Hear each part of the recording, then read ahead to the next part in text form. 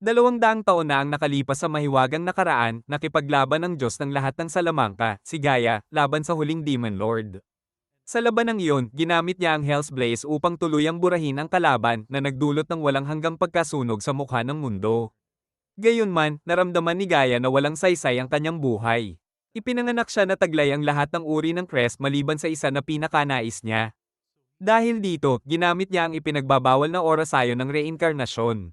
Isinakripisyo ang kanyang buhay upang mabigyan ng pagkakataong makuha ito sa susunod niyang pagsilang. Sa kanyang muling pagkabuhay, pinili niyang pang-alanang Matyas ang sarili. Ngayon, taglay na niya ang Crest of Combat.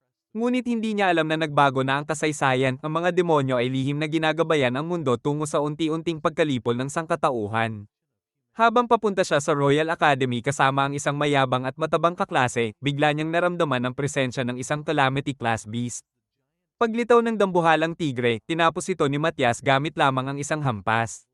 Ilang oras ang lumipas, nakarating siya sa kabisera. Doon, narinig niya ang isang babae na pinapagalitan ng isang tusong panday. Lumapit siya at napansin na niloloko ng panday ang babae sa pamamagitan ng pagbebenta ng pekeng espada. Nang tumanggi ang panday na i-enhance ang sandata ng babae, inalok ni Matyas na siya na mismo ang gagawa. Hindi naniwala ang panday at ininsulto si Matyas dahil kilala ang Crest of Failure bilang walang kakayahang mag-enchant ng sandata. Gayunman, nagtiwala ang babae at ibinigay kay Matyas ang huli niyang Magi Stone, piniling maniwala sa kanya. Habang abala si Matyas sa paggawa ng espada gamit ang Aiel technique, ipinakilala ng babae ang sarili bilang Alma at inamin niyang ang espada ay para sa kanyang matalik na kaibigan. Nang banggitin ni Alma ang kaibigan, lumingon si Matyas at nakita ang pinakamagandang babae sa buong buhay niya, si Luri. Sinubukang ipakilala ni Alma si Matyas, ngunit nauna itong magsalita, sinasabing bihasa siya sa paggamit ng espada at nais niyang mag-ensayo ng pagtusok ng espada sa armor ni Luri tuwing gabi. Tahimik si Luri sa una, ngunit tila hindi siya nainis. Sa katunayan, nagulat siya sa sarili nang bigla niyang sabihin na wala siyang kasintahan o fiancé. Dumating ang panday dala ang espada. At sinimulan ni Matyas ang enhancement gamit ang Sunsteel. Nagduda ang lahat dahil hindi siya nagbigkas ng anumang orasayon. Ngunit nang subukan ni Luri ang espada, naputol sa gitna ang mesa sa isang iglap. Nagulat ang lahat. Sino ba talaga si Matyas? Ayon sa panday, wala pang taong nakapagpalakas ng espada sa loob lamang ng ilang segundo. Tanging mga demonyo lang ang kayang magsagawa ng wordless incantations. Kinabukasan, sa entrance exam ng Royal Academy, masayang tumakbo si Luri papunta kay Matyas. Sabik siya dahil malalaman na niyang sabay silang mag-aaral sa akademya. At doon magsisimula ang panibagong yugto ng kanilang pakikipagsapalaran. Sa physical exam, agad na umatras si Luri upang umiwas sa atake ng instruktor. Sa sunod na galaw, naperi niya ang espada nito ng may galing at bilis. Subalit nang sabihan siya ng instruktor na iwasan ang susunod niyang tira, nagulat ito nang biglang maputol ang dulo ng sariling espada. Napilitan siyang sumuko at ideklarang panalo si Luri. Sa ngiti ni Luri, sinabi niyang ipinasa niya ang exam na iyon para kay Matyas. Pagkatapos niya, si Matyas naman ang sumalang. Ngunit napansin niyang kakaiba ang kalaban niya, hindi ito guro, kundi ang ace ng sandatahang lakas ng kaharian mismo. Nang magtagpo ang kanilang mga espada, naramdaman ni Matyas na pinaglalaroan lang siya ng kapitan, kaya bigla niyang pinalakas ang sarili gamit ang enhancement magic at umatake ng todo. Nagulat ang lahat ng instruktor nang makita nilang naperi ni Matyas ang atake ng kanilang kapitan. Ngunit hindi pa tapos ang pagsusulit dahil kasunod nito ang magic exam. Habang binibigkas ni Luri ang Flame Arrow Incantation, napansin ni Matyas na nawala na sa panahong ito ang kakayahang gumamit ng wordless incantation. Mas lalo pa siyang naguluhan nang malaman na sa panahong ito, ang Crest of Glory ang itinuturing na pinakamahina, habang ang Crest of Failure ang itinuturing na pinakamalakas. Naisip niyang sobrang baliktad ng lahat at hindi maintindihan kung paano nabuo ang ganitong sistema. Nang sabihan siya ng instruktor na huwag masyadong magpakahirap dahil walang silbi rin naman ang crest mo gaya ng mukha mo, natahimik si Matyas. Bigla niyang naalala, buhay pa ang Demon Lord. Kaya hiniling niyang lumayo ang instruktor. Sa sandaling iyon, nagsimulang mag-cast ng spell si Matyas nang hindi bumibigkas ng kahit anong salita. Pagbitaw niya ng mahika, nawasak ang buong training field. Napakamot siya ng ulo, napansin niyang nasobrahan siya ng lakas. Kahit ganoon, tinanggap pa rin siya bilang estudyante ng akademya. Habang nakikita niya sina Luri at Alma sa kanilang uniforme, napaisip siya kung gaano kaganda ni Luri at tila napansin ni Alma ang mga tingin nilang dalawa. Sa entrance ceremony, pinangunahan ni Headmaster Edward ang panunumpa ng mga bagong estudyante. Binasbasa niya sila ng tagumpay at karangalan para sa akademya. Ngunit bago matapos ang seremonya, tinawag niya si Matias. At inutusan itong pumunta sa kanyang opisina. Habang nakatayo sa harap ng pinto, napaisip si Matias, baka siya na ang magiging pinakamabilis ma-expel sa kasaysayan dahil nasira niya ang buong arena bago pa man opisyal na pumasok. Sa loob ng opisina, tinanong siya ni Edward kung paano nagawa ng isang bata na talunin ang kapitan ng mga kabalyero at mag-cast ng wordless spell. Ngunit sa halip na pag-alitan, sinabi ng headmaster na wala iyon dahil may mas mahalaga siyang plano. Sa loob ng isang siglo, ang unang akademya ng kaharian ay binago ang mga aklat ng mahika upang ipagbawal ang wordless casting. Kaya iminungkahi ni Edward na turuan ni Matias ang mga estudyante ng bagong paraan ang paggamit ng mahika sa pamamagitan ng isip, hindi ng salita. Kailangan nilang mapatunayang mas mataas ang antas ng ganitong pamamaraan sa darating na inter-school competition.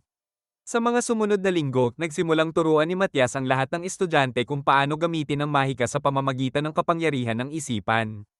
Ngunit sa kabila ng kanyang tagumpay, alam niyang may mga demonyo pa ring nagkukubli sa kanilang hanay. Matias ay nagsimulang magtaka kung sino ang mga taong lihim na nakikihalubilo sa kanila. Kaya hiniling niya kay Luri na iabot ang kanyang kamay at ipinaagos niya rito ang kanyang mainit na mahika upang masukat ang daloy ng kapangyarihan sa loob ng katawan nito. Pagkatapos ng pagsusuri, napagtanto niyang malapit na silang maging handa para sa tunay na laban. Dumating ang araw ng inter-school competition. Sa sandaling iyon, naramdaman ni Matias ang presensya ng isang nilalang na may 10 beses na mas mataas na antas ng mahika kaysa sa kanya. Nagduda si Alma, tanging isang demonyo lang ang maaaring magkaroon ng ganoong lakas. Pag-akyat ni Matias sa arena, 3 lalaki mula sa Kalabang Akademya ang agad siyang kinutya dahil sa taglay niyang Crest of Failure. Sa kabilang panig, nagdiwang na ang punong guro ng First Academy, tiwala na makukuha nila ang kanilang ika-65 panalong sunod-sunod. Ngunit sa gitna ng labang iyon, natuklasan ni Matias ang katotohanan, ang pinuno ng kalaban ay isang demonyo na nagkunwaring tao upang makalusot sa akademya. Nang magsimula ang laban, agad niyang ginamit ang Hell's Blaze upang sunugin ang kalaban, ngunit nakapagpatayo ito ng barrier matapos mapansin na bumagsak ang kanyang mga kasamahan. Hindi niya alam, nahulog na siya sa bitag ni Matias dahil ang spell ay nakast ng walang anumang orasayon. Habang tuloy-tuloy si Davis, ang demonyo, sa pagpapakawala ng fireballs, tumakbo si Matias papalapit upang tapusin na ang laban at ibunyag sa lahat ng mga demonyo ang tunay na kumokontrol sa akademya. Sa isang mabilis na galaw, ginamit niya ang spell shatter upang wasakin ang mahika ng kalaban at doon tuluyang lumitaw ang tunay na anyo ng demonyo. Inutusan ni Headmaster Edward ang lahat na lumikas agad, ngunit tinangka pa ring patayin ni Davis si Matias. Gayunman, nabilang na ni Matias ang bawat segundo ng galaw ng kalaban, alam niyang aabutin ito ng 1.5 segundo bago makalipad. Kaya inihanda niya ang kanyang spell sa ika-8 segundo at nang umabot sa ika-7 segundo. Pinaiglap niya ang kanyang espada at pinutol ang mga pakpak ng demonyo, tinapos ito sa isang hampas. Pagkatapos ng laban, tumambad ang Kalunos lunos na katotohanan, ganito na ang naging mundo matapos ang kamatayan ni Gaia noon, kung saan halos maubos ang sangkatauhan dahil sa mga demonyo. Kaya ngayon, sa kabila ng tawag sa kanyang Crest of Failure, nangako si Matias na itatama niya ang direksyon ng kasaysayan ng panahong ito. Pagkatapos ng labanan, niyakap siya ni Luri, nagpapasalamat na ligtas siya. Napangiti si Alma sa tagpong iyon, ngunit halata sa lahat kung ano ang unti-unting nabubuo sa pagitan nila. Kinagabihan, pumunta sina Matias at Headmaster Edward sa palasyo, kung saan ang hari mismo ang bumati sa kanila at nagpasalamat sa pagkatalo ng demonyo. Sa harap ng lahat, inalok ng hari si Matias ng anumang gantimpala na nais niya bilang pagkilala sa kanyang kabayanihan.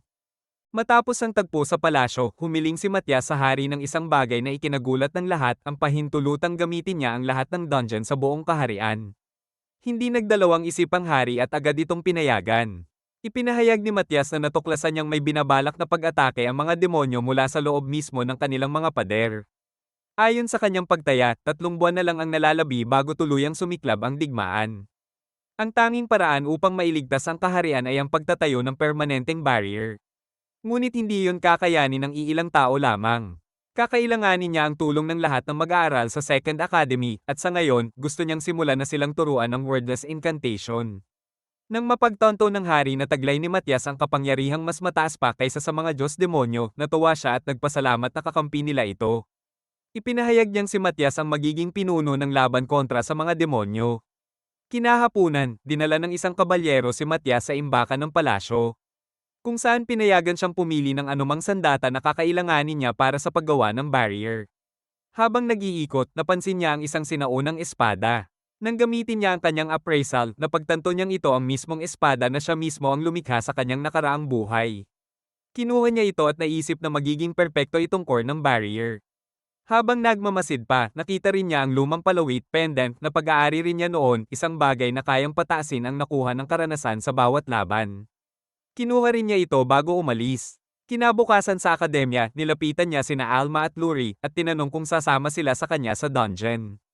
Kailangan niyang mangalap ng mga materyales para sa barrier. Nang aminin ni Alma na hindi pa siya kailanman humawak ng espada sa buong buhay niya, napailing si Matias.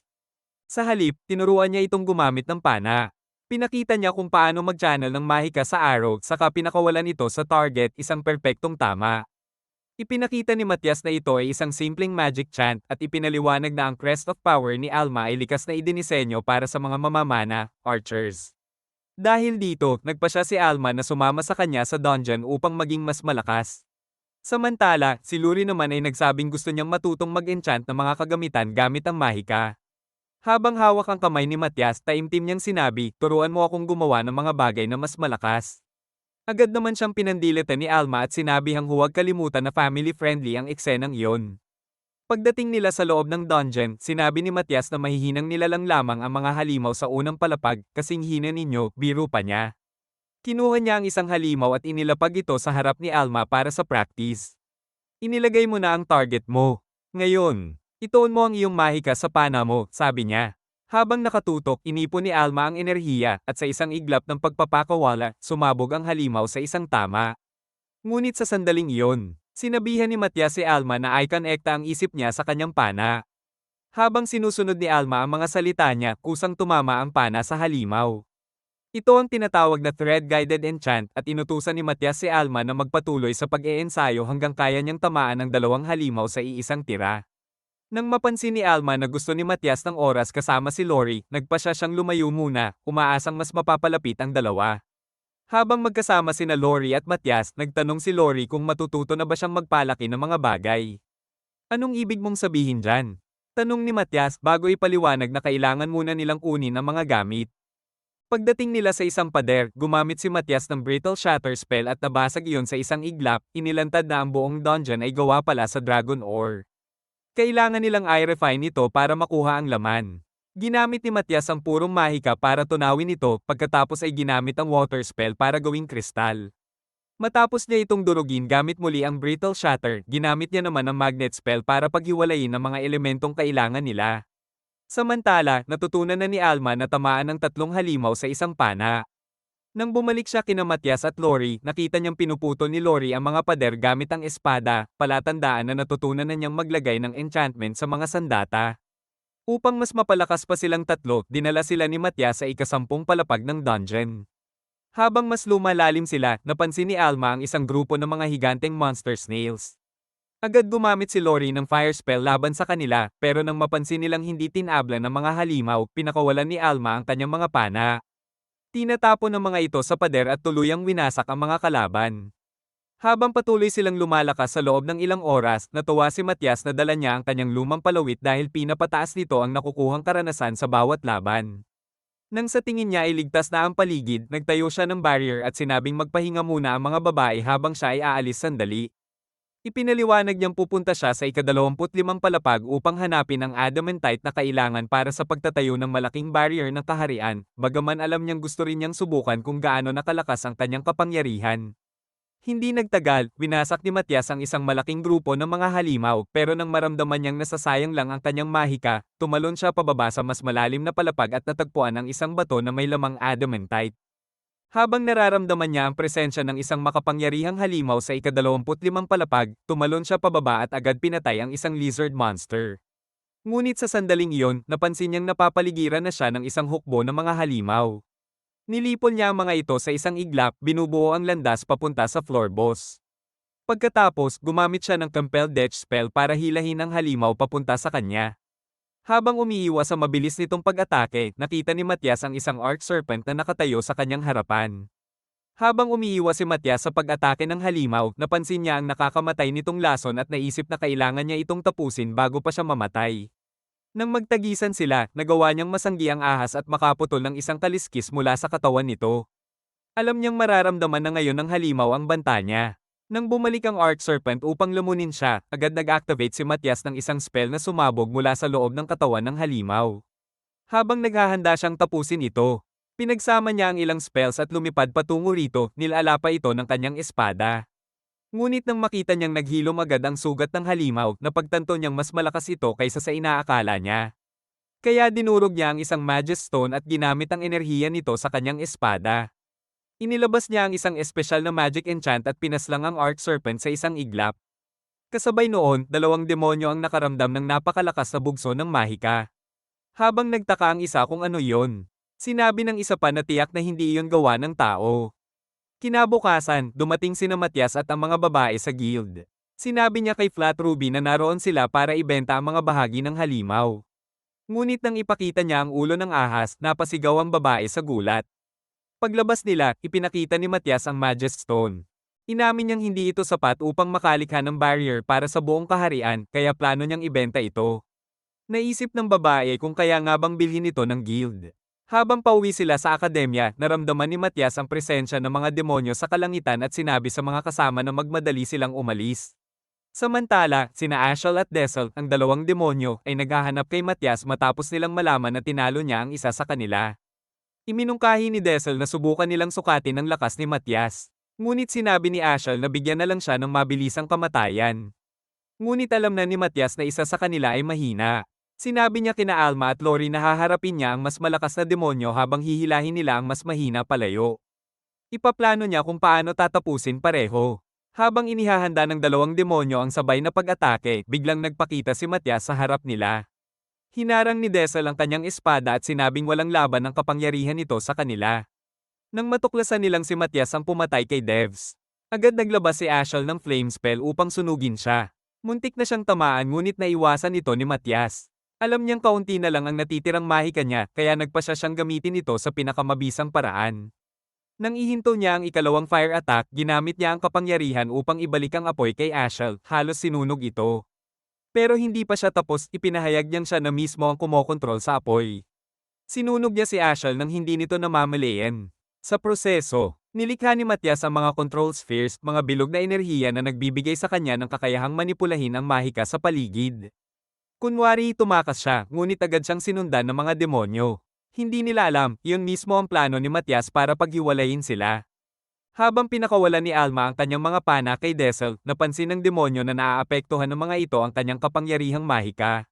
Gusto niya silang tanggalin agad, kaya mabilis siyang sumugod sa kanila, ngunit natuwa si Matias dahil matagumpay ang kanyang plano. Agad namang naghanda si Ashel ng isang large-scale spell para burahin si Matias, ngunit naunahan siya nito. Gumamit si Matias ng fire spell at tinamaan ng mahina nitong punto, kaya gumuho agad ang magic circle ni Ashel. Nang mabilis siyang umatake, nakaiwas si Ashel sa kanyang slash at sa desperasyon nitong patayin siya, tinawag nito ang sariling espada para sa malapitan ng labanan. Walang pag-aatubili, sumugod si Ashel at tinangkang hiwain si Matias. Ngunit magaling umiwas si Matias, patalon-talon sa bawat atake hanggang sa tuluyang makaganti at masugatan si Ashel sa likod. Nang lumipad ito patungo sa kalangitan, alam ni Matias na sinusubukan itong tumakas, kaya ginamit niya ang control sphere para kuryentihin ito. Sabay isang matinding hiwa sa hangin. Habang sinasabi ni Matias na siya ang may kontrol sa lahat ng spells, sumugod siya upang tapusin si Ashel. Ngunit nakapag-activate pa ng casting circle ang demonyo at muntik nang burahin siya. Sa kabutihang palad, nakaiwas si Matias at nagpatuloy silang magtagisan ng espada. Nang harangin ni Ashel ang kanyang atake, napilitan si Matias na umatras at tuluyang nawala ang mga control sphere. Inakala ni Ashel na ligtas na siyang makatakas, ngunit habang sinasabi nitong babalik siya muli, isang occlusion orb ang biglang bumagsak sa kanya, kumuryente sa katawan niya at pinabagsak siya sa lupa. Ginamit ni Matias ang sariling mahika ni Ashel laban sa kanya. Sa huling sandali, tinangkapan ng demonyo na gumamit ng isang demon-exclusive spell na magsasakripisyo ng buhay kapalit ng pagtawag sa hukbo ng mga halimaw, pero pinatahimik siya ni Matias magpakailanman. Kasabay nito, sina Alma at Lori ay patuloy na lumalayo kay Desel. Nang magpakawala si Alma ng isa pang pana, tumama ito sa katawan ng demonyo. Tumalo ng dalawang babae mula sa bubungan, eksakto sa plano ni Matias. Habang papalapit si Matias kay Desel, sinabi niyang si Ashel ay naipadala na sa Nirvana. Nagulat si Desel at hindi makapaniwala kung paano natalo ni Matias ang kanyang pinuno. Nang mapagtanto niyang wala siyang laban, sinubukan niyang tumakas pero panyane siya ni Alma, tinamaan ang kanyang pakpak. Dahil dito, nabagal siya ng sapat para maputol ni Matias ang kabilang pakpak gamit ang espada. Pagbagsak ni Dessel sa lupa, nasiyahan si Matias dahil matagumpay niyang napatay ang dalawang demonyo.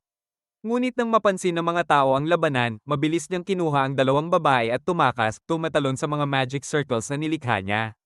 Kinabukasan sa palasyo, pinasalamatan sila ng inutil na hari sa pagpatay sa mga demonyo at tinanong kung ano ang gusto nilang gantimpala.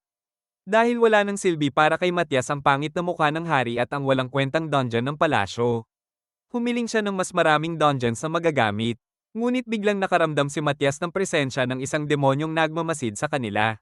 Sa isang iglap, kinoryente niya ito sa lugar mismo. Doon napagtanto ng hari na ang demonyong iyon ay si Ard. Si Ard pala ang dating kapitan ng Magus Order. Nang magtaka ang hari kung paano nakikinig ang demonyo sa usapan nila, ipinaliwanag ni Matias na ito ay sa pamamagitan ng isang nakatagong ulap ng mahika na tinatawag na Fixed Magic Interface, isang uri ng long-range surveillance spell. Gayunman, natunto ni Matias ang lokasyon ng mga demonyo at sinabi sa hari na nasa hilagang bahagi sila ng kabisera. Kinagabihan, habang pinangungunahan ni Matias sina Alma at Lori patungo sa kabundukan, napansin nila ang isang maalamat na dragon sa tapat nila. Sinabi ni Matias na lalapitan niya ito at susubukang paamuhin. Noong nakaraang buhay niya, tinalo niya ang Darkness Dragon na nagngangalang Iris at napilitan pa itong tanggapin siya bilang amo. Ngunit paglapit niya, sinabi ng dragon na umalis siya agad at nagbanta na pupulbusin siya sa isang iglap. Nang mapagtanto ng dragon na siya pala ang reincarnation ni Gaia, agad itong humingi ng tawad at nagmakaawang huwag siyang saktan. Ipinaliwanag ni Matias na kailangan niya ang tulong ni Iris dahil kailangan nila ng masasakyan papunta sa kabilang panig ng bansa. Ipinakita naman ng dragon ang mga sira nitong pakpak, hindi na raw ito nakalipad sa loob ng 5,000 taon mula nang sumabog ang isang magic reactor sa mundo ng tao. Upang matulungan siya, ginamit ni Matias ang restoration magic para pagalingin ang mga pakpak nito, ngunit binalaan si Iris na huwag kailanman isiwalat ang tunay niyang pagkakakilanlan. Pagkatapos noon, sinabi niya kina Alma at Lori na makakasakay sila ng libre, pero may ibang sakay daw na gusto si Lori. Habang ipinapakilala ni Iris ang sarili niya, nagulat ang mga babae kung paanong isang dragon ay nakakapagsalita. Di nagtagal, lumipad si Iris sa kalangitan at habang itinuturo ni Matias ang direksyon pahilaga, napagtanto niyang mabilis nilang maaabot ang nayon. Samantala, sa mismong nayon, isang demonyo ang nakaramdam ng presensya ng dragon. Ngunit paglapag ni Matias mula sa himpapawid, tinapos niya ito sa isang hampas ng espada. Habang nararamdaman niya ang mga alon ng mahika sa paligid, napansin niyang may dalawang demonyo sa lugar, ngunit isa lamang sa kanila ang may mas malakas na aura. Ilang sandali pa, habang papasok na sila, gumamit si Matias ng telepathy spell para makipag-ugnayan sa kanyang grupo. Pagdating nila sa loob, tila walang laman ang lugar, ngunit alam ni Matias na gumagamit ng concealment spell ang demonyo. Nang maramdaman ni Lori ang aura sa isang sulok, napagtanto nilang naroon lang pala ito. Agad nagcast si Matias ng disruption spell upang gawing nakikita ang kalaban. Pagkatapos, pinakawalan ni Alma ang isang pana na umikot sa katawan ng demonyo bago tuluyang tumama sa pangit nitong mukha. Ang demonyo ay si Ard. Habang naguguluhan kung paano nila nakita ang kanyang itinatagong anyo, sumugod siya kay Matias. Tinanggap ni Matias ang atake at hinarang ang mga kuko nito, sabay utos kay Alma na ipagpatuloy ang pagpapana. Habang patuloy niyang iniiwasan ang mga atake ng demonyo, sunod-sunod namang tumatama ang mga pana ni Alma sa katawan ni Ard. Akala ni Ard ay walang silbi ang mga pana ni Alma, ngunit nang muli siyang sumugod, madali siyang naiwasan ni Matias. Doon niya napansin na nagsisimula ng bumagal ang galaw niya. Kasabay noon, ilang pana pa ang tumama sa kanyang likod, at habang lumalabo ang kanyang paningin, nagpasya siyang gamitin ang kanyang demonic ace, nagiging isang dambuhalang halimaw. Sa sandaling iyon, isinakripisyo ni Ard ang sarili niyang dugo at buhay kapalit ng lakas na iyon. Dahil dito, naisip ni Matias na wala ng laban ang mga babae kaya inutusan niya silang tumakbo agad. Sinimulan silang habulin ni Ard, ngunit nang akala niyang maubos na niya sila, napagtanto niyang ilusyon lang pala ang lahat. Gumamit si Matias ng disguise spell upang ipaniwala kay Ard na tumatakas sila. Habang tinatawanan niya ito, sinabi ni Matias sa halimaw na masyado ng pangit ang mukha nito para palayain pa. Ilang sandali pa, nagsimulang mabulunan si Ard sa usok na nakapaligid sa kanya. Ipinaliwanag ni Matias na ang usok na iyon ay concentrated maggot toxin, isang laso na nagpapahina sa buong katawan. Sa huli, pinakawalan ni Alma ang huling pana na tuluyang nagpadala kay Ard sa nirvana. Matapos iyon, sinabi ni Matias kina Alma at Lori na maghintay sa ibabaw ng dragon dahil siya na mismo ang haharap sa natitirang demonyo. Paglabas niya, dinurog niya ang 3 Magus Stones at pinalaya ang Mahika sa paligid, dahilan para mapilitang lumitaw ang huling demonyo. Ang pangalan nito ay Lordi. Habang tinitingnan siya, sinabi ni Lordi na mas malakas pala si Matias kaysa sa inaakala niya, ngunit handa raw niyang ilagay siya sa ibang dula. Biglang sumugod si Lordi, ngunit sinalubong at hinarang ni Matias ang lahat ng kanyang pag-atake. Hanggang sa tuluyang mapa-atras siya. Nang subukan ni Lordi na tumawag ng espada, mabilis niyang nataman ang braso ni Matias at naputol ito. Habang tinatanong niya kung paano gustong mamatay ni Matias, natapos ng huli ang kanyang analysis spell at ginamit ito upang makabuo ng bagong Mahika, isang reattachment spell, na agad nagdugtong muli sa kanyang braso. Namangha si Lordi sa nakita at tinawag siyang halimaw. Patuloy siyang umatake, ngunit iniiwasan lang ni Matias lahat ng kanyang galaw dahil natutulungan siya ng analysis spell na mahulaan ang bawat atake. Sa isang mabilis na galaw, sinugatan ni Matias ang braso ni Lordi. Nang mapansin nitong dumadaloy ang dugo, napagtanto niyang ang espada ni Matias ay may lason ding tulad ng ginamit niya kay Ard. Upang tapusin si Matias, ginamit ni Lordi ang Magic Circuit Overclock, isang kapangyarihang nagsasakripisyo ng dugo upang palakasin ang sarili. Ngunit agad itong dainpensa ni Matias at napawalang bisa ang spell. Bilang tugon, pinalakas ni Lordi ang lahat ng natitira niyang Mahika, lumilikha ng makapal na ulap ng enerhiya sa paligid. Ngunit muli itong neutralize ni Matias, ipinakita niyang kaya niyang hulaan ang bawat galaw ng kalaban. Habang patuloy na sumisipsip ng labis na Mahika ang katawan ni Lordi, inactivate ni Matias ang isa pang Magus Stone. Sa puntong iyon, nasobrahan si Lordi sa enerhiya at sumabog sa isang napakalakas na pagsabog. Pagkatapos kumalma ang lahat, napansin ni Matias ang isang napakalaking dragon vein sa lugar kung saan naganap ang laban. Maya-maya, matapos biruin siya ni Alma na dapat daw ay kumuha na sila ng silid, nagsimula silang bumalik sa kabisera. Habang nasa biyahe, nagtanong si Iris kung paano siya makakapagpatuloy sa paglilingkod kay Matias. Kaya naman, ginamit ni Matias ang isang transformation spell upang baguhin siya sa anyong tao, at sa gayon, maprotektahan silang lahat sa loob ng akademya. Kinahapunan matapos iulat ni Matias kay Edward ang kanilang tagumpay, hiniling niyang tanggapin si Iris bilang isang transfer student. Ngunit nang makita ni Edward ang itsura ni Iris at inihalin tulad pa niya ito sa isang blobfish, sinabi niyang kailangan muna nitong ipasa ang mga pagsusulit sa paglipat bago tanggapin sa akademya. Habang palis na sila, binigyan ni Matias si Iris ng crest pattern upang magbuka siyang normal sa paningin ng iba. Gayunman, nagsimula siyang mag-alala kung makapapasa nga ba si Iris sa mga pagsusulit. Pagkaraan ng ilang araw, sa unang pagsusulit ni Iris, napagtanto ng lahat na wala itong alam, ni hindi man lang alam kung ano ang tinta. Napabuntong hininga si Edward at nagtanong kung galing ba talaga siya sa isang kagubatan sa Aprika. Sa ikalawang pagsusulit, hinarap ni Iris ang parehong kalabang na talo na noon ni Matias, si Guile. Habang naglalaban, aksidenteng naihagis ni Iris ang espada niya. Kaya mabilis na sumugod si Guile upang umatake. Ngunit nasalo ni Iris ang espada gamit lamang ang kanyang kamay. Habang nagtataka si Guile kung bakit napakalakas niya, itinulak siya ni Iris at sinubukang umatake. Nakita ni Matias na mapapahamak si Guile kaya agad siyang nagcast ng protective shield upang protektahan ito, ngunit kahit ganoon, nasuntok pa rin ni Iris si Guile hanggang tumilapon ito sa bubong.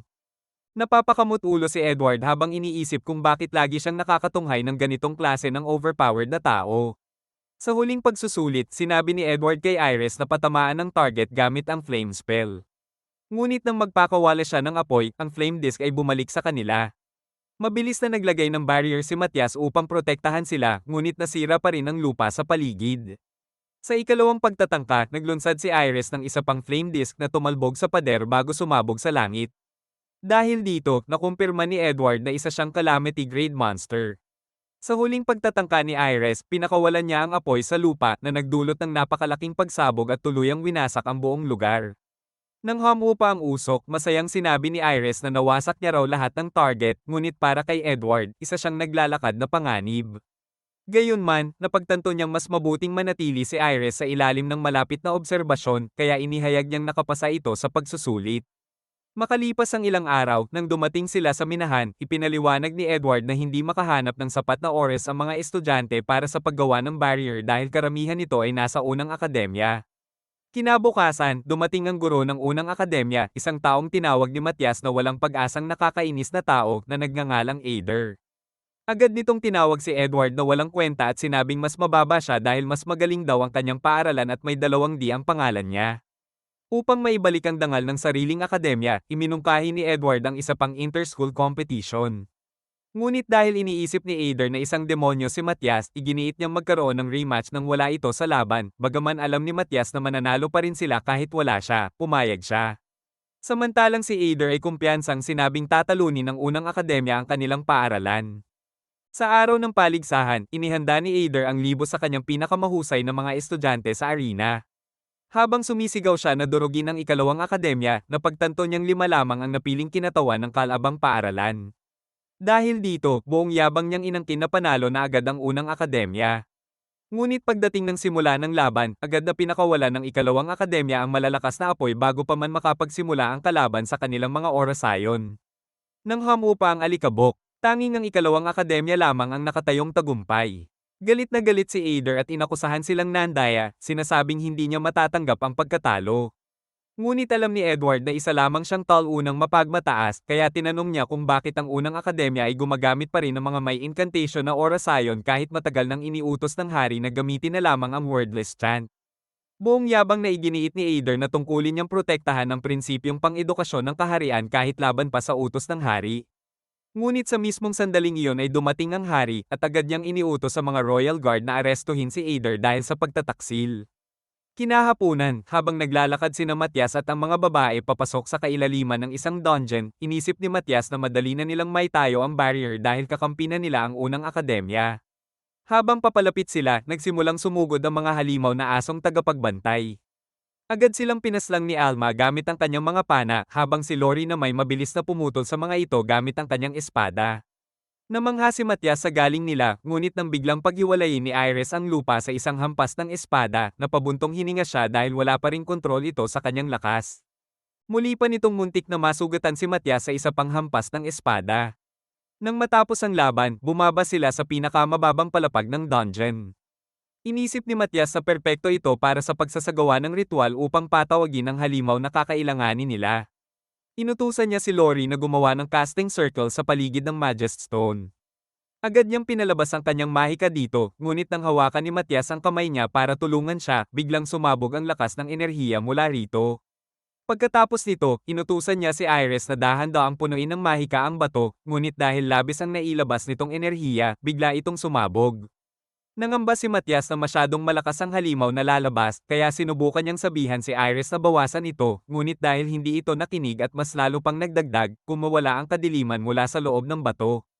Naisip ni Matias na masyadong malakas ang halimaw para kayanin ng palapag, kaya sumigaw siya sa mga babae na tumakbo. Ngunit sa gitna ng pagyanig, isang napakalaking dragon ang lumitaw sa kanilang harapan. Sa halip na matakot, napangiti si Matias dahil ito na ang perpektong halimaw na kanyang hinahanap. Sinabihan ni Matias si Iris na insultuhan ng dragon upang mas lalong ma-provoke ito. Kaya tinawag niya itong butiking kulang sa pakpak dahilan para magalit ang halimaw at bantang burahin siya sa mundo. Agad nitong halos ipako siya sa lupa at nagsimulang habulin siya sa loob ng dungeon. Habang ito'y tumatago sa mga haligi, pinaputukan nito ni Alma ng mga palaso, ngunit tila walang epekto sa balat ng dragon. Kahit ganoon, inutusan pa rin siya ni Matias na ipagpatuloy ang pag-atake habang nagsimula siyang mag-ukit ng mga mahiwagang sigil sa paligid ng dragon. Ilang sandali pa, sunod-sunod na pana ang pinakawalan ni Alma, kaya napansin na ng dragon ang kanilang presensya. Akala nila'y tapos na sila, ngunit biglang binigyan ni Iris ng isang napakalakas na suntok ang dragon, dahilan upang ito'y matigilan. Agad siyang sumugod muli at muling tumama ng mabigat na suntok, ngunit nang akalain niyang napigil na niya ito, tinulak siya ng dragon at pinulbos sa lupa. Napansin ni Iris na hindi pa ito gumagamit ng dragon breath, kaya inisip niyang baka mabaho lang ito. Ngunit ipinaliwanag ni Matias na pinipigilan niya ito gamit ang kanyang mahika. Nang tuluyang matapos ang mga casting circle, sinabi niya sa mga babae na umatras na, ngunit nagpas siyang asarin pa ni Iris ang dragon. Dahil dito, nagsimulang maghanda ang halimaw para pakawalan ng dragon breath nito. Ngunit lahat iyon ay ayon sa plano ni Matias. Sa sandaling iyon, inactivate niya ang mga spell, ininvert ang dragon breath, at pinalakas ito gamit ang sapat na mahika upang tuluyang wasakin ang dragon. Habang sumasabog ang enerhiya, nahulog si Iris sa isang butas. Nang makita ni Matias na malapit siyang tamaan ng pagsabog, agad siyang nagcast ng shield upang protektahan ito. Nang hamupa ang usok, natuklasan nilang tuluyang nabura ang dragon. Dumating si Iris bitbit ang Majesty Stone at naisip ni Matias na karapat-dapat na siyang maging opisyal na kasapi ng kanyang grupo, kaya't formal niya itong tinanggap. Ilang araw matapos wasakin ni Matias ang training ground ng akademya, ipinaalam niyang sasanin niya si Iris sa anyong tao dahil ito lang ang paraan para hindi na siya maging pabigat. Sa pagsisimula ng pagsasanay, nagsimula siyang tumakbo habang may suot na kabibi, ngunit nang umiwas siya sa palasong pinakawalan ni Alma, natanggal ito at tinamaan ng pana. Inisip ni Matias na mukhang gumagana ang kanyang kakaibang paraan ng pagsasanay, kaya tinuruan niyang umiwas gamit ang pinakamaliit na galaw. Ngunit nang subukan muli ni Iris, natapilok siya sa bato at napamura, iniisip na kahit anong katawan ng tao ay walang silbi. Nang makita ni Matias na sapat na ang mga kapalpakan niya, inutusan niya si Lori na gumawa ng bagong espada para sa kanya. Ngunit ang tanging nais ni Lori ay ang espada ni Matias. Ipinaliwanag niya kung anong uri ng espada ang gusto niya, isang espada na may Dragon Claw enchantment at may patong na mithril sa magkabilang gilid. Nang matapos ito, inakala ni Lori na perpekto na ang espada, ngunit iminungkahi ni Matias na gumawa rin siya ng sarili niyang bersyon. Sa parehong oras, si Iris naman ay nagsimulang maramdaman na unti-unti na niyang natututunan ang pagsasanay. Ngunit nang tamaan muli ni Alma ang kabibi ni Iris, mahigpit niya itong binalaan na huwag kailanman ibaba ang kanyang depensa. Pagkaraan noon, ipinatawag sila ni Matias para sa pagsubok ng kanilang mga sandata. Unang sumubok si Lori gamit ang bago niyang espada. Sa isang malakas na dobleng hiwa, tuluyang naduraj ang malaking bato sa kanyang harapan. Sumunod si Alma, pinakawalan niya ang isang palaso na dumurog sa isa pang bato hanggang sa maging maliliit na piraso. Huling sumubok si Iris. Tumakbo siya patungo sa natitirang bato dala ang kanyang sibat at nang tumama ito, isang malakas na alon ng enerhiya ang kumalat, pinulbos ang buong bato sa isang iglap. Nanlaki ang mga mata ni na Alma at Lori sa gulat. Pagkatapos ng kanilang pagsasanay, naisip ni Matias na masyado nang walang silbi ang akademya para sa kanya at napagtanto niyang kailangan na niyang lisanin ang buong kaharian kapag matagumpay na nilang naprotektahan ito. Makalipas ang ilang araw, habang inihahanda ni Edward ang mga estudyante para sa labanan, sinabi niya sa kanila na tungkulin nilang protektahan ang kabisera hanggang matapos ni Mas ang paggawa ng barrier. Samantala, nasa loob ng dungeon sina Matias at ang iba pang estudyante. Habang may napansin si Lori na kakaibang enerhiya mula sa kagubatan, inisip ni Mas na iyon ay gawa ng mga demonyo. Ipinaliwanag niya na gumagamit ang mga ito ng transportation spell na tinatawag na Magi Road at inutusan ng mga babae na patayin ang mga ito bago pa makapasok sa kabisera. Hindi nagtagal, nagsimula silang tumakbo papasok sa kagubatan. Ngunit nang makita nila ang Magi Road, ang walang silbing kasama ay halos himatayin na sa pagod. Habang inaasahan nilang lalabas ang mga demonyo anumang sandali, sinimulang bigyan ni Lori ng enchantment ang mga palaso ni Alma at naramdaman ni Alma ang kapangyarihang dumadaloy sa mga ito. Biglang lumawak ang Magi Road at nang inakala nilang isang demonyo ang lilito, agad na pinakawalan ni Alma ang isang palaso na tumama diretso sa puso ng nilalang, pinatay ito agad. Maya-maya, isa pang demonyo ang sumulpot, ngunit bago pa ito makagalaw, tumama ang pana ni Alma sa braso nito at sinundan agad ni Lori ng isang mabilis na hiwa na tuluyang pumatay dito. Ang madali nilang pagkapanalo ay nagbigay sa kanila ng labis na sigla. Habang nagsasara ang Magi Road, inakala nilang ligtas na muli ang kabisera. Ngunit sa mismong sandaling iyon, naramdaman nila ang isang malakas na bugso ng mahika mula sa Second Academy. Dahil inakala nilang may paparating na pag-atake, nagmadali silang bumalik at iniwan ang walang silbing kasamahan. Pagdating nila sa dungeon, ipinaliwanag ni Matias na ang bugso ng mahika ay isang mas advanced na bersyon ng Magi Road at inisip niyang tiyak na doon sa Second Academy lalabas ang mga demonyo. Dahil malayo pa sa pagkakumpleto ang barrier, hiniling niya sa kanila na bumili ng oras hanggang matapos niya ito. Naniniwala silang kaya nilang labanan ang mga demonyo, kaya agad silang tumakbo pabalik sa paaralan. Ngunit pagdating nila, isang babae ang nagsabi na may isa pang bugso ng mahika na nadetect. Nang mapansin nila ang punit sa Magic Veil, isang demonyo ang lumitaw, ang pangalan niya ay B. Habang nagsimula itong magsalita, sinabi niyang kasing walang silbi lang daw sila ng mga langgam at inisip na hindi sila magkakaroon ng kahit anong laban-laban sa kanya. Agad na nagpakawala ng apoy si B upang lipulin silang lahat, ngunit nang mawala ang usok, napagtanto niyang protektado sila ng isang barrier. Labis itong ikinagalit ni B. Inakala ni Edward na muli itong aatake, kaya inutusan niya ang mga estudyante na salakayin muna ito. Subalit madaling naglaho ang kanilang mga apoy, sobrang layo nila para maging epektibo. Dahil dito, nagpasya si Alma na magpakawala ng palaso, ngunit nahuli iyon ni B gamit ang kanyang kamay bago ito baliin sa gitna. Habang minamaliit ni B ang kanilang mga atake, napagtanto ni Alma na mas malakas ito kaysa sa mga demonyong nakaharap nila dati. Nang tanungin niya kung natapos na ni Lori ang enchantment, natuklasan niyang halos maubos na ni Lori ang kanyang mahika.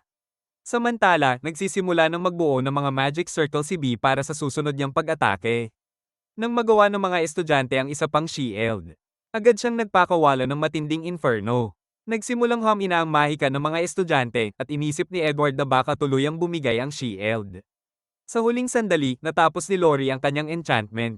Kaagad na pinakawalan ni Alma ang kanyang pana patungo kay B, bagamat naiwasan ito ni B, bumalik ang palaso at tumama sa kanya mula sa likuran. Kasabay nito, sabay-sabay na pinakawalan ng mga estudyante ang kanilang mga apoy, tinamaan si B at tumilapon siya sa lupa. Ngunit isang napakalakas na inferno ang biglang sumiklab patungo sa langit. Nang tuluyang mawala ang apoy, mas marami pang mga demonyo ang lumitaw. Habang nawawala ng pag-asa si Lori, muling humugat ng pana si Alma at nagsabing kailangan nilang pigilan ang mga ito hanggang dumating si Matias, iyon ang tungkuling iniwan niya sa kanila. Ay nalalayan siya ni Lori sa pamamagitan ng enchantment spell at sinabing hindi sila maaaring mabaygo. Sa mismong sandaling iyon, biglang lumitaw si Matias at agad niyang pinuksa ang isa sa mga demonyo. Labis ang tuwa ng mga babae sa kanyang pagdating at ipinangako ni Matias na wawasakin niya ang bawat isa sa kanila. Sunod-sunod niyang nilipol ang mga demonyo, ngunit ng 5 iba pa ang gumamit ng kanilang demonic ace, isa sa kanila ang nagbago ng anyo at naging higanti. Hindi natinag si Matias. Sa halip, mabilis niyang pinaslang ang lahat hanggang wala nang natirang demonyo. Pagkatapos ng labanan, inisip niyang labis na nakatulong ang bagong espada sa kanyang tagumpay, habang sina Alma at Lori ay nagmadaling hawakan ang espada na tanging pinag-aalalahanan nila. Pinuri ni Matias sina Alma at Lori sa kanilang tapang at ipinahayag na handa na niyang i-activate ang barrier. Pagbalik nila sa dungeon, ginamit niya ang Magus Stone upang buhayin ang Dragonbane. Sumirit ang mahika paitaas, bumalot sa buong kabisera ng kaharian ng isang mahiwagang tabing. Habang pinagmamasdan ng mga babae ang tagpo, inakala nilang tapos na ang lahat. Ngunit sinabi ni Matias na isang malaking hukbo ng mga halimaw ang papalapit na tinawag sila ng unang dragon vein na natagpuan nila sa nayon. Ipinaliwanag ni Matias na ang mahiwagang enerhiya mula sa dragon vein at sa mga natalong demonyo ang siyang umaakit sa mga halimaw patungo sa kabisera. Sinabi rin niyang darating ang napakalaking hukbo ng mga ito pagsapit ng madaling araw. Dahil dito, nagpasya sina Edward at ang mga estudyante na protektahan ng barrier upang hindi makapasok ang mga halimaw sa lungsod. Nang mapansin nila ang mga ito sa malayo, agad silang nagpakawala ng mga apoy. Napahanga si Matias dahil hindi na mga inutil ang mga estudyante, marunong na silang lumaban. Ngunit nang lumitaw ang mga stone monsters sa harapan nila, iniutos ni Edward sa mga estudyante na umatras. Sa sandaling iyon, lumitaw si Matias sa unahan at agad na sumugod ang mga babae upang tumulong. Nang sumubok si Iris na umatake, inihagis siya ni Matias patungo sa isa sa mga halimaw, sa lakas ng bangga, tumama siya sa ulo nito at nabasag iyon sa lupa. Kasabay nito, pinakawalan ni Alma ang kanyang pana at napulbos ang dalawang halimaw. Habang humahanga si Matias sa galing ng kanyang mga kasamang babae, napansin niya ang isang napakalakas na apoy na sumisipsip ng lahat ng natitirang mga halimaw. Ipinaliwanag niya na iyon ay isang Void Eater, isang nilalang na lumalakas sa pamamagitan ng pagkain ng ibang halimaw hanggang sa maging isang napakalaking halimaw. Sinabi niyang kailangang hayaang makain nito ang lahat upang tuluyang makumpleto ang anyo nito. Upang pabilisin ang proseso, inutusan niya si Lori na ukitan ng magic pattern ng isang Magus Stone, ipinaliwanag na ang casting circle nito ang magdidirekta ng ebolusyon ng nilalang ayon sa gusto niya. Matapos ihagis ni Lori ang Magus Stone sa apoy, pinakain pa ito ni Matias ng mas maraming stone, kaya't lalo pang lumakas ang apoy hanggang sa tuluyang mag-anyong dambuhalang halimaw. Dahil sa laki nito, natakot sina Alma at Lori, ngunit inutusan sila ni Matias na umatake gamit ang mga pana, habang ipinadala niya si Iris upang sugurin ang mga paan ng halimaw. Habang tumatakbo siya papunta rito, halos maipit siya, ngunit nakaiwas siya at nasaksak ang mata ng halimaw matapos tamaan ito ni Iris sa paa. Pagkatapos, nagpasya siyang umatras muna at binasag ang isang Magus Stone sa kanyang espada upang buhayin ang magic enchantment. Pagbalik niya, mabilis niyang hiniwa ang bukong-bukong ng halimaw, ngunit nagsimulang maghilom ang sugat nito. Dahil dito, muling ginamit ni Matias ang isa pang enchantment at walang pag-aatubiling hiniwa ang mukha nito. Sa huling pagsalakay, binasag ni Matias ang isa pang Magus Stone at lumitaw ang 12 ng magic circles. Mula rito, pinakawalan niya ang double slashes na tumama sa katawan ng halimaw ng paulit-ulit. Sa huling pag-atake, bumagsak siya mula sa ere at pinugutan ng ulo ang halimaw gamit ang isang malinis na hiwa, tuluyang pinawalang bisa ang lahat ng mahika nito. Sinabi niya sa mga babae na patay na ito ng tuluyan. Napahanga si Alma at inakalang tunay na bayani si Matias habang nagbunyi ang lahat sa kabisera dahil ligtas na muli ang kanilang lungsod. Makalipas ang ilang araw, sinabi ni Matias kay Edward na aalis na siya sa kabisera. Ipinaliwanag niyang nais niyang magsagawa ng pagsisiyasat tungkol sa mga Dragon Vein upang matuklasan ang mga lihim na maaaring magbago sa balanse ng kanilang mundo. Habang iniisip ni Matias na ang presensya ng isa pang Dragon Vein ay maaaring muling makaakit ng bagong hukbo ng mga halimaw. Napagtanto ni Edward na isa lamang itong dahilan upang makaalis si Matias sa akademya. Kaya inalok niya ito ng isang espesyal na scholarship, sinasabing maaari siyang bumalik anumang oras na gusto niya. Nang mapansin ni Edward na nagsisimula ng malungkot ang mga babae, inalok din niya sila ng parehong scholarship. Agad itong tinanggap ni Lori, sinabing gusto pa rin niyang sanayin siya ni Matias gamit ang espada. Si Alma naman ay nagsabing gusto niyang matutunan kung paano tumira ng mga pana na kasinggaling ng mga tira ni Matias. Kinabukasan, habang naghahanda na silang umalis, nagpasalamat si Matias kay Edward sa pahintulot nitong manatili siyang kasama ang kanyang mga kasamahan. Sinabi ni Edward na maaari silang bumalik sa akademya anumang oras, kaya't nagsimula silang lisanin ang kabisera. Habang naglalakbay, sinabi ni Matias na patungo sila sa dungeon ng isa pang lungsod. Pagdating nila sa kabundukan, natanong nila ang Dungeon City ng Melia. Ngunit pagdating nila roon, napansin nilang parang bayan ng mga multo ang lugar, tanging mga mahihina at walang silbing tao na lamang ang natira. Biglang kumislap ang isang mahiwagang poste ng ilaw, at bago pa sila makalayo, may lalaking sumigaw na saysabog ito. Agad ngang sumabog ang poste, ngunit nakaligtas ang grupo. Nagtaka si Lori kung bakit napakaraming sumasabog na poste sa syudad at ipinaliwanag ng lalaki na utos ito ng bagong pinuno nila, ang kanilang lord. Dagdag pa niya, kalahati ng populasyon ng syudad ay ipinadala ng pinuno papasok sa dungeon. Nang marinig yun, napagtanto ni Matias na sinasadya ng Lord na patayin ang sarili niyang mga mamamayan. Upang siyasatin ito, nagpasya siyang pumasok sa dungeon. Gayunman, napagtanto niyang kailangan muna nilang magparehistro bilang mga adventurer dahil iyon lamang ang paraan para makakuha ng dungeon permit mula sa guild. Pagkaraan ng ilang minuto, nakarating sila sa guild hall. Habang nakikipag-usap si Matias kay Ruby upang humingi ng permiso. Inakala ng babae na masyado siyang mahina at ipinaliwanag na tanging ang lord lamang ng syudad ang maaaring magbigay ng naturang permit. Ang tanging paraan upang makuha ito ay ang pagtupad sa isang espesyal na misyon mula sa pinuno. Ngunit bago pa man sila makaalis, isang babae ang sumigaw mula sa pasukan, may 100 sugatang adventurer ang dumating mula sa dungeon. Nais silang tulungan, kaya agad na nagboluntaryo si Matias upang gamutin sila gamit ang healing magic. Pagdating nila sa town hall, nakita nila na halos wala ng buhay ang mga lalaki. Napagtanto ni Matias na dahan-dahan ng pinapatay ng Lord ang buong syudad. Kaagad siyang gumamit ng passive detect spell upang suriin ang kalagayan ng bawat sugatan. Habang lumilitaw ang mga bilang sa ibabaw ng kanilang mga hig-on, ipinaliwanag niya na ang mga numerong iyon ay kumakatawan sa antas ng tindi ng kanilang mga pinsala. Sinabihan ni Matias ang mga babae na gamutin ang mga sugatang lalaki batay sa pinakamataas na bilang ng pinsala.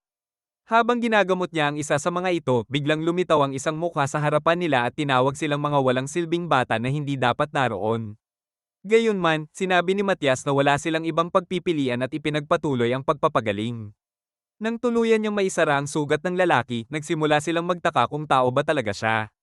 Pagkaraan, inutusan sila ng lalaking iyon na ipagpatuloy ang paggagamot bago tuluyang mamatay ang lahat ng sugatan. Sumunod sila sa utos at dahan-daang napagaling ang lahat ng mga sundalo. Pagsapit ng katapusan, labis ng pagod si Matias dahil naubos ang halos lahat ng kanyang mahika, ngunit nagulat ang lahat sa tagumpay nilang mapagaling ang bawat isa. Nagpasalamat ang lalaki kay Matias sa kanyang tulong. Kaya tinanong niya ito kung ano ang nangyari sa dating pinuno ng kanilang lungsod. Ipinaliwanag ng lalaki na bigla na lamang itong namatay habang natutulog at na ang bagong lord ay lumitaw na parang mula sa wala. Dahil sa kakaibang kwento, napagtanto ni Matias na may hindi tama, tiyak niyang may mga demonyong nakapasok sa lungsod at ang bagong lord ay isa lamang papay na kontrolado ng mga ito. Kinabukasan, pagdating ni Matias at ng kanyang grupo sa tarangkahan ng dungeon, napansin niyang sobrang hina nito upang makulong ang isang halimaw sa loob. Naisip niyang may kakaiba talaga sa syudad na iyon. Biglang itinulak ni Iris ang gate at nakapasok sila sa loob. Pagkalipas ng ilang oras, bumalik sila sa guild upang ibenta ang mga bahagi ng halimaw na kanilang nakuha. Laking gulat ng guild mistress nang malaman niyang nilipol nila ang lahat ng mababangis na nilalang na umatake sa mga adventurer noong nakaraang araw. Dahil alam niyang kapos ang kanilang pondo, sinabi niyang kailangang maaprubahan muna ng Lord ng syudad ang mga bahagi ng halimaw bago sila mabayaran. Habang nagsusulat siya ng liham para sa Lord, ginamit ni Matias ang invisibility spell upang masilip ang kanyang ginagawa. Nadiskubre niyang tinawag ng babae ang kanyang grupo bilang isang grupo ng mga halimaw. At si Matias naman bilang isang karaniwang manggagamot. Kinagabihan, nang dumating ang liham sa Lord ng syudad na si Doyle, napagpasyahan nitong dapat patayin si Matias at ang kanyang grupo. Samantala, habang kumakain ng hapunan sina Matias at ang kanyang mga kasamahan, pinuri niya ang kanilang husay sa pakikipaglaban sa loob ng dungeon, iniisip na patuloy pa silang lumalakas. Ngunit habang pauwi na sila sa kanilang tinutuluyan, napansin ni Matias na may dalawang lalaking sumusunod sa kanila. Pinaghinalaan niyang mga tauhan ito ng Lord kaya nagpasya siyang dalhin ang mga babae sa ibang daan. Habang naglalakad, ginamit ni Matias ang telepathy spell upang kausapin sila, ipinaalam na may mga sumusunod sa kanila at iniutos na gumamit sila ng concealment spell. Pagkaraan, nagtataka ang dalawang lalaki kung saan napunta ang grupo. Ngunit biglang lumitaw sina Matias at ang kanyang mga kasamahan sa harapan nila. Tinanong ni Matias kung ano ang ginagawa ng mga lalaki at isa sa kanila ang sumagot, sinabi ng mga lalaki na hindi naman nila hinahanap sina Matias at wala rin silang balak na patayin ito, ngunit sa kabila ng kanilang mga salita. Bigla nilang iginapos si Matias ng mga tanikala. Nagpanggap siyang nagmamakaawa para sa tulong, ngunit alam ng mga babae na ang mga lalaking iyon ay tiyak na mapapahamak. Habang nagsasalita ang isa sa mga lalaki, ipinahayag niyang alam niya kung sino talaga sila at tinawag si Matias bilang tanging mahina at walang kwenta sa kanilang grupo. Sa puntong iyon, nagsimulang umabante si Iris, ngunit isa sa mga kalaban ang nagsabing wala siyang laban. Gayunman, nagpatuloy si Iris hanggang sa talunin niya ang bawat isa sa kanila, tinapos ito sa pamamagitan ng isang malakas na suntok sa unang lalaki.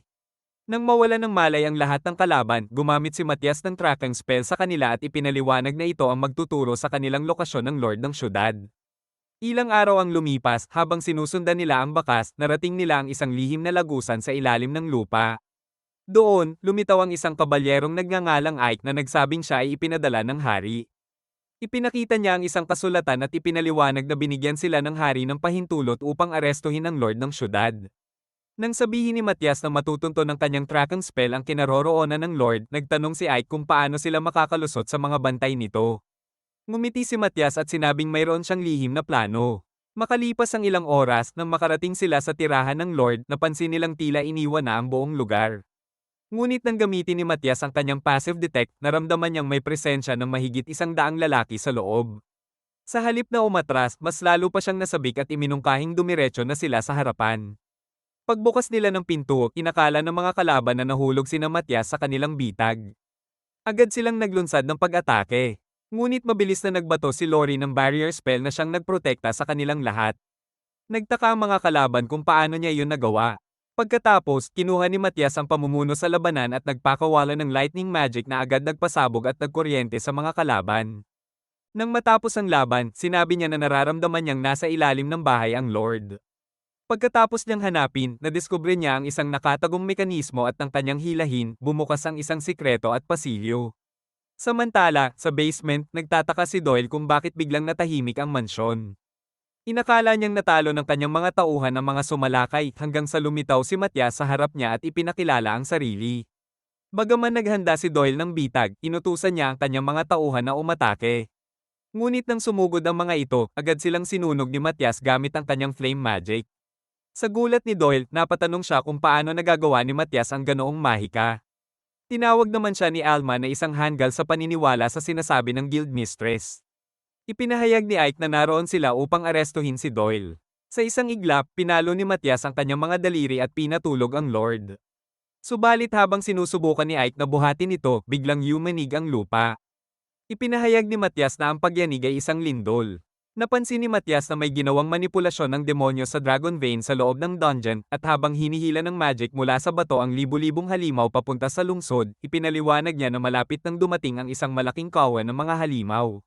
Napagtanto nila na ang tanging pag-asa ay patayin ang demonyo, kaya sinabi ni Matias na mayroon lamang silang 2 oras para magawa ito at iminungkahi niyang pumunta sila agad sa dungeon. Pagpasok nila, naisip ni Matias na ang demonyo ay lumipat na sa mas mababang palapag. Iniutos niya kay Iris na magsimula sa pagbutas ng pader at nagsimula itong humampes hanggang sa gumuho ang pader na nagbukas ng dragon vein. Kasabay nito, naamoy ni Matias ang presensya ng isang demonyo at inisip na siya ang nakahanap muna ng bato. Sinabi niya sa mga babae na siya ang bahala sa demonyo bago ito makalayo. Habang ginagawa ito, iniutos niya kay Lori na i-reverse ang epekto ng dragon vein. Habang inihahanda ni Matias ang bato gamit ang casting circle, sinabi niya na makakatulong ito sa kanilang telepatiya. Hindi nagtagal, pinuksa niya ang 12-dosenang halimaw at papalapit na sa demonyo, ngunit naghihintay si Clint, ang demonyo, sa kanyang pagdating.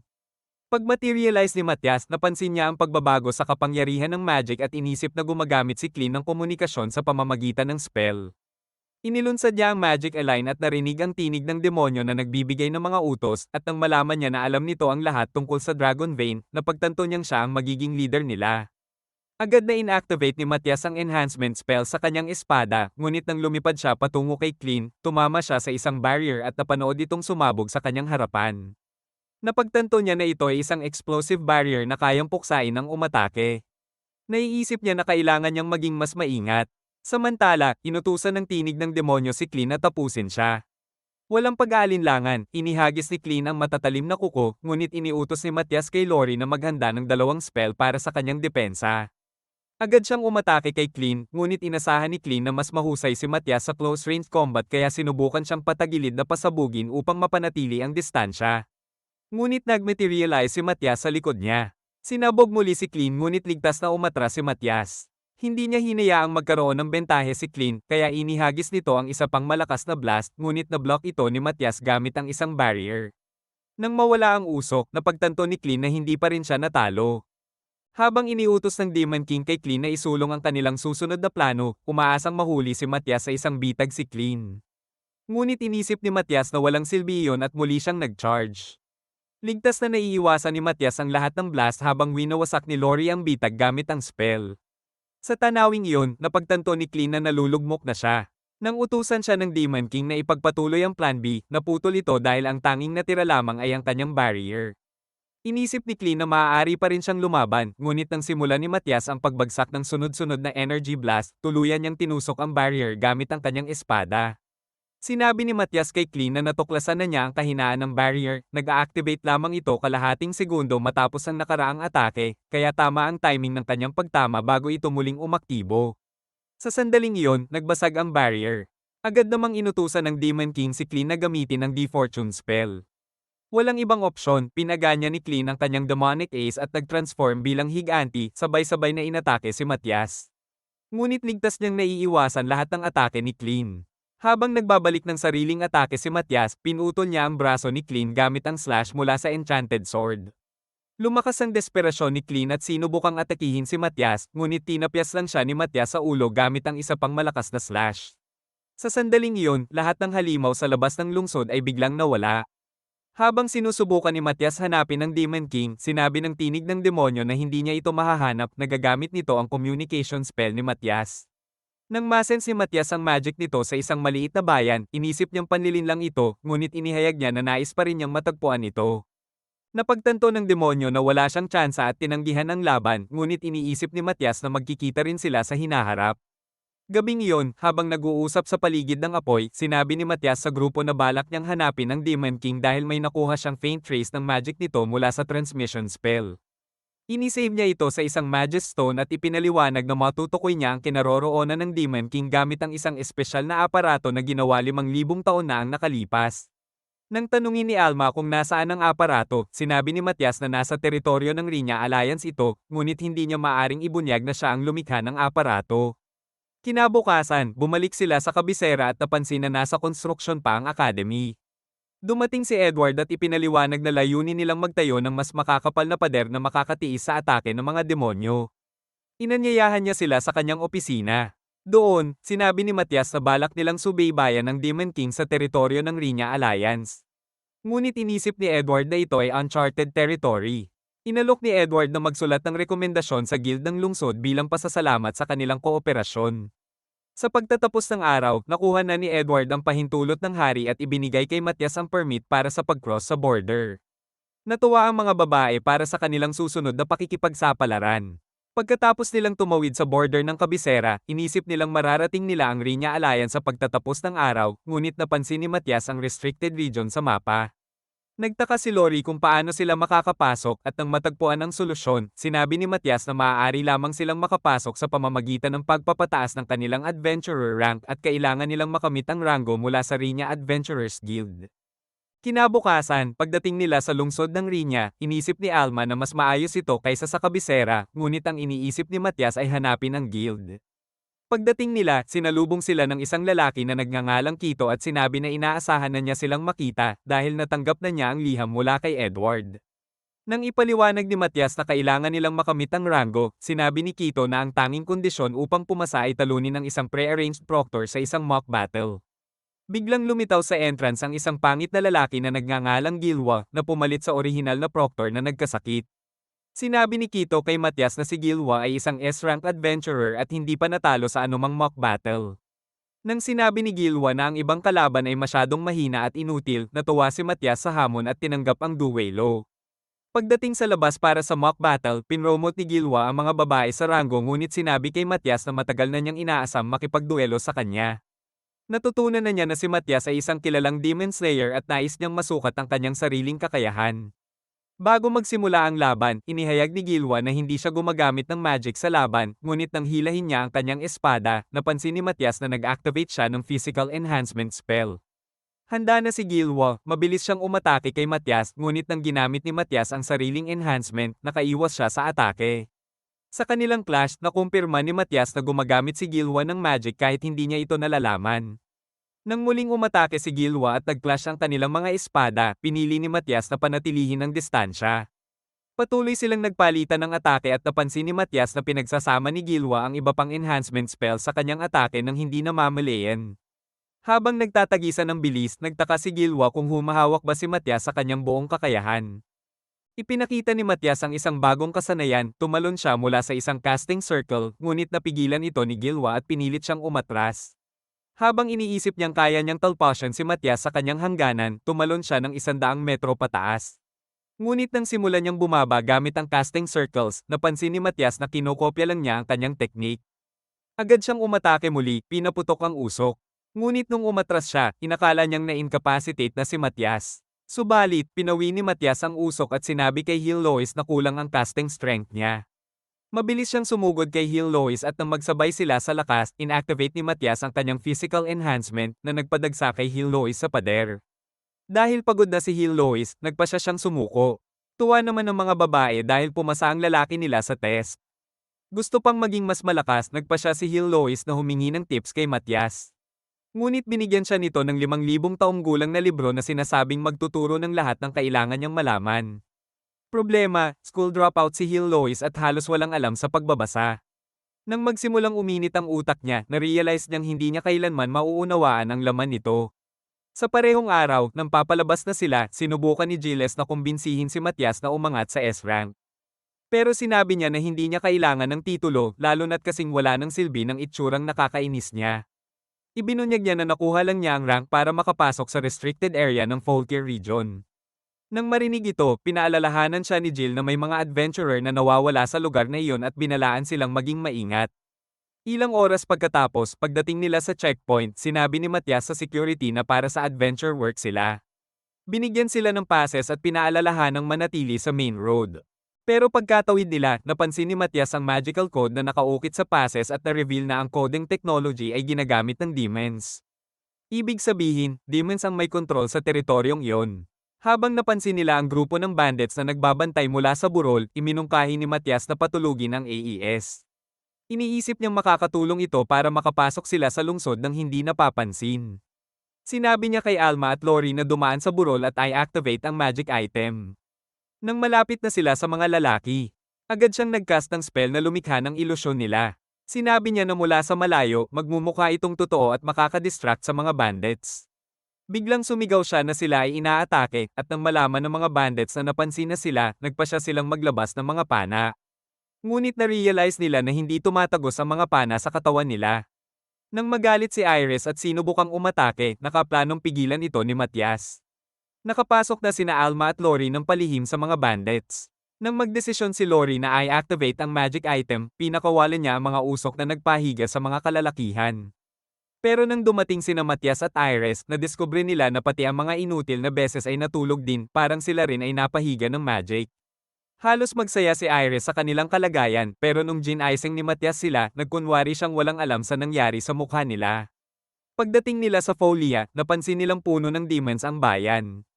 Ramdam ni Lori ang magic nila kahit sa hangin. Sinabi ni Matias na ang mga ito ay demi-demons, isang bihirang sanga ng lahi ng demons. Hindi sila makagamit ng special spells, pero ang kanilang mga senses ay laging konektado sa isa't isa. Ang tanging paraan para talunin sila ay palihim na makapasok sa bayan.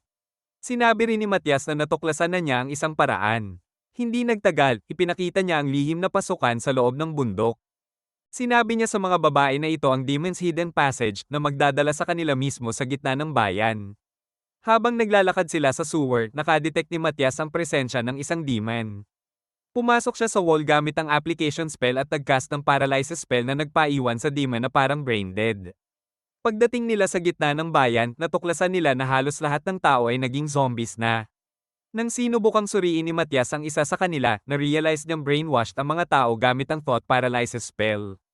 Naisip ni Lori na tiyak na ang mga demons ang may gawa nito. Di nagtagal, sumama sila sa pila ng mga tao at napansin na inuulit ng mga demons ang thought paralysis spell. Nang na-realize ni Matias na sobra ang pinagtatrabahuhan ng mga tao sa loob ng factory, iminungkahi niyang silipin kung ano ang ginagawa sa loob. Pagpasok sa factory, nakita niya na ang mga tao ay gumagawa ng napakaraming explosives sapat para wasakin ang buong capital. Nalaman niya na pinaglilingkod ng demons ang buong lungsod bilang alipin. Noong gabing iyon, napagdesisyonan nilang kailangan nilang patayin ang mga demons bago maging huli ang lahat. Napansin nilang 32 demons ang nagtipon sa gitna ng bayan. Iniisip na delikado ang direktang pag-atake, iminungkahi ni Lori na hintayin muna silang magkawatak-watak. Pero sinabi ni Matias na may shared consciousness ang demons, kaya madali silang makakapag-warning sa isa't isa. Nang iminungkahi ni Alma na sabay-sabay nilang atakehin, sinabi ni Matias na wala silang chance. Ngunit naisip niyang pwede nilang gamitin ang teamwork laban sa demons. Kaya ipinaliwanag niya ang kanyang plano. Di nagtagal, nakaramdam ang mga demons ng napakalakas na magical energy na tumataas sa kalangitan. Habang nagtataka sila kung ano ito, inutusan sila ng kanilang Master Dracula na alamin at patayin ang pinagmulan ng enerhiya. Nagsimulang lumabas ang mga demons sa paligid, pero napansin nilang wala silang nakikitang kalaban. Nang makita ng dalawang demon si Iris, tinalo ni Matias ang una mula sa likuran at agad na pinatay ang pangalawa. Ang kanyang sigaw ang nagpaalerto sa iba na sila ay inaatake. Habang isa ang sumabog sa ibabaw ng bubong at isa pang bomba ang tumama sa pang-apat, nagtataka ang mga demons kung ano ang nangyayari. Bigla na lang lumitaw si Matias sa likuran ng isang walang malay na demon. Habang naririnig ni Dracula ang sigaw ng kanyang mga napaslang na kasama. Naalala niya na ilang oras bago nito, habang ipinaliwanag ni Matias ang kanyang plano, pinakawalan niya ang lahat ng magical energy ni Iris. Ang enerhiyang iyon ay tumangkad patungo sa kalangitan, dinadala ang atensyon ng mga demons. Inaasahan din ni Matias na maakit nila rito ang mga demons.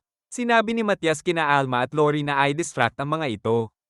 Ipinaliwanag ni Lori kay Iris na ang tungkulin niya ay ilayo ang mga demons mula sa gitna ng bayan. Nang matapos ito, sinimulan na ni Matias ang pagwasak sa kanila isa-isa. Nang subukang tapusin ng isang demon si Iris, nataman ang kanyang sword at nabasag, kaya nagamit ito ni Iris para itapon ng demon sa pader. Bago nakatakas ang iba, hinailan ni Matias ang isa sa lupa at natuwa na maayos ang kanilang plano. Nang mapansin ni Lori ang bagong demon na paparating, inactivate niya ang isang bomba sa Majest Stone. Habang itinapon ni Alma ito sa mukha ng demon, tinapos ni Matias ang demon mula sa likuran. Ganito ang pattern ng kanilang mga atake. Ngunit nang i-activate ng mga demons ang detection spell para hanapin ang explosives. Iniutos ni Matias kina Alma at Lori na itago ang kanilang magic para hindi sila mapansin. Habang nagpatrol ang isa pang demon, sumabog ang isa pang bomba sa kanya. Habang nagtataka si Dracula kung paano nailagay ang mga bomb trap sa buong bayan, bumaba siya mula sa tower. Pero noon pa lang, nakapatay na si Matias ng isa pang demon. Nang makita ni Dracula ang katawan, na-realize niyang hindi ito namatay sa bomba, pinatay ito ng espada. Sinabi niya sa kanyang mga tauhan at nagmungkahi ng bagong plano. Napansin ni Matias na nagbago ang galaw ng mga demons. Nang mapansin niyang nagtipon sila sa isang lugar, alam niyang kailangan niya silang harapin ng sabay-sabay. Kasabay nito, sinasabi ni Dracula sa kanyang mga tauhan na mas malakas sila kapag magkasama. Nang iminungkahi niyang gamitin ang explosive magic crystals para lumaban, ipinakita niya na handa siyang sumabog ang kalahati ng bayan. Ngunit sa parehong sandali, nawasak ang isa pang demon. Nang lumitaw si Hillois sa harap ni Dracula, inisip ni Dracula na siya ang responsable sa lahat ng atake. Ramdam ni Matias ang magic ni Dracula. Nang sumamon si Dracula ng espada at umatake kay Hillois, naitulak siya pababa sa bubong. Iniisip ni Dracula na mahina siya, kaya iniutos niya sa kanyang mga tauhan na palibutan si Matias. Pagdating ni Matias at na-realize niyang nahulog sa isa pang patibong, agad niyang pinatay ang dalawang demons. Agad namang umatake ang natitirang demons, pero pinigilan ni Iris ang tatlo sa kanila gamit ang kanyang spray. Habang nagkakalaban sina Hillois at Dracula gamit ang espada, pinutol ni Hillois ang katawan nito. Nang makita niyang hindi siya nasugatan, sinipa ni Dracula ang braso niya. Iniisip ni Dracula na wala siyang chance laban kay Hillois, kaya sinabi niyang durugin niya ito parang langgam. Pero determinado si Hillois na patunayan ang sarili niya at pinayuhan si Matias na huwag makialam sa laban. Sa sandaling iyon, nagpakita si Dracula ng kanyang fiery aura. Habang nagbabanggaan muli, napansin ni Matias na mas napabuti ni Hillois ang kanyang physical enhancement. Gayunpaman, sinaksak ni Dracula ang mukha niya at sinabi na walang silbi ang espada ni Hillois.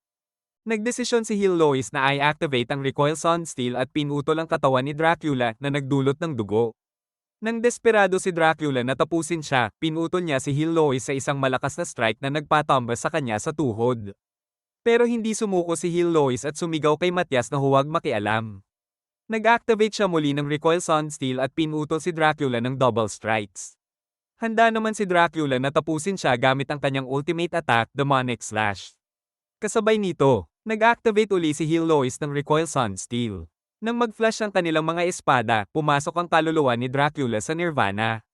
Tagumpay ito ni Hillois at sobrang tuwa niya. Nang mahiga siya sa pagod, sinabi ni Matias na proud siya sa kanya. Biglang nabuhay muli si Dracula. Nang mapigilan ni Matias ang kanyang atake, nagtataka sila kung paano siya buhay pa. Sa sandaling iyon, nagsalita ang Demon King sa pamamagitan ng katawan niya, sinasabing babaliin niya ang kanyang seal para muling mabuhay. Sa huli, na-disintegrate siya. Na-realize ni Matias na si Demon King ang responsable sa pag-overtake ng mga lungsod ng demons. Habang ginagamot niya ang sugat ni Hillois, napansin ng mga babae na naalis na ang thought paralysis spell sa mga tao ng bayan. Nagdesisyon si Hillois na pangasiwaan pansamantala ang bayan bilang isang S-rank adventurer.